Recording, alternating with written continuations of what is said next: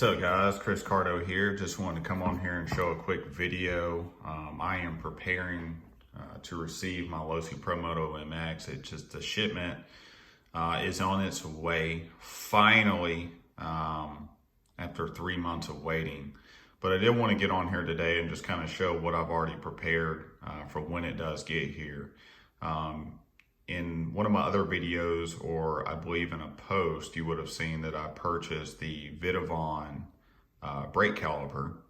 However, this is the one from GPM. I did go ahead and buy this one as well. And as you can see, I've already got this kind of, got the axle, the GPM axle as well. I've already got it in there with the Fort lugs ready to go. Now this brake caliper that you do get from GPM, see if you get a little bit closer, you are not getting any brake pads with this. So you would need to buy some brake pads if you do buy this part. And on also, you're gonna be getting, it looks like you would just be swapping over some of the hardware from the original as well to put the spring and to get those brake pads in there. But I did wanna pick this up because I wanted to see how well it was going to work. As you notice that I do have the GPM hub set on here as well. So I'm actually pretty stoked to give this a try. I do plan on ordering the Pro line, the Supermoto tires. This is a chain and sprocket here. If you notice that the original sprocket that's like this, which, you know, obviously the standard one will be silver, but I did pick up a gold one. As you can see, I've already kind of tried the swing arm on here with the aluminum chain guard, and then also the GPM hub tensioners as well on here. And so far, just looking at this is obviously much bigger than this. The GPM also sells a 32, if you can't see that there because of the glare, but they sell a 32 teeth, and I believe this one is a 36. So this one is a little bit smaller. Does come with the chain as well too, obviously a smaller chain as well. So, which I did go ahead and pick up another standard chain for this one from GPM as well too, because I'm noticing that the chains are pretty quick to go on these bikes. You're kind of running, depending on how you're running it, but eventually you will have to get a new chain unless you can manage to work out a chain that you kind of shorten yourself. That's kind of what I'm hoping. I do see that Hot Racing has already got some parts out. Looks like they got a chain that you'll be able to adjust as you go. May go ahead and pick that up. Do see that Hot Racing has come out with a 36 tooth spur gear as well. And then they've also created the little crash plate, or the structure plate, that a lot of people are breaking on some of these higher jumps. But did want to come on here and just kind of quickly show this to you guys today. So that way, if you guys are looking to run the Supermoto tires, I think that this would probably be a good thing for you to pick up, just for the simple fact that I've noticed a lot of people, the chain is rubbing. So obviously having a smaller sprocket is going to bring that chain up a little bit, hopefully prevent you from, rubbing your chain with running those Supermoto tires. And plus you might be able to get a little bit more speed out of there as well too, without having to mess around with like the pinion gear and things of that nature. Although if you're trying to get up to 100 miles an hour or something crazy, then you're probably gonna have to swap both.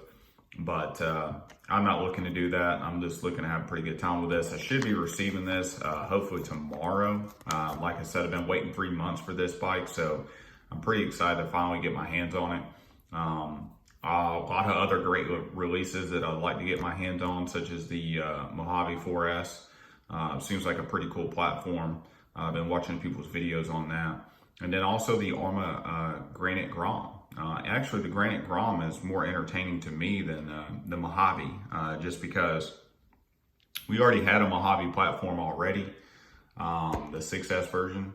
Not really throwing shade on the 4S version, but I can just see where a lot of people who already own a 6S version, they may not want to pick up the 4S version, or they may just want to save up a little bit more money and just buy the 6S version. I don't know. I still think that the 4S platform for Arma has kind of been a winner so far. So I might pick one of those up in the future. We'll just have to see. With my driving conditions around where I'm at, only place I'd probably run that thing is on pavement anyway. So I don't know that it's not high on my list to get. You know, it may be something that I'm looking at towards Christmas or maybe my birthday or something like that. I don't know. But the Granite Grom with it being, I believe it's a 1/18 scale. That is a very unique vehicle. I know it's more of a beginner stage vehicle, but for as small as it is, it just seems like Arma is trying to, you know, attack this market to try to get some items on the shelf that are affordable.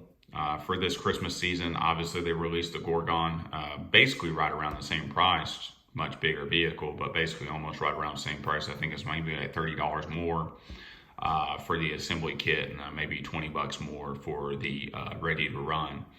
But man, you know, so far I'm pretty excited. Just want to get on here and show a couple of things that I have been able to get in the mail. I've had time to make some in-depth videos on these things. I do plan to make more in-depth videos as I go through, and do plan on putting some of these upgrade parts that I've gotten that I've showed you in my previous videos on the bike.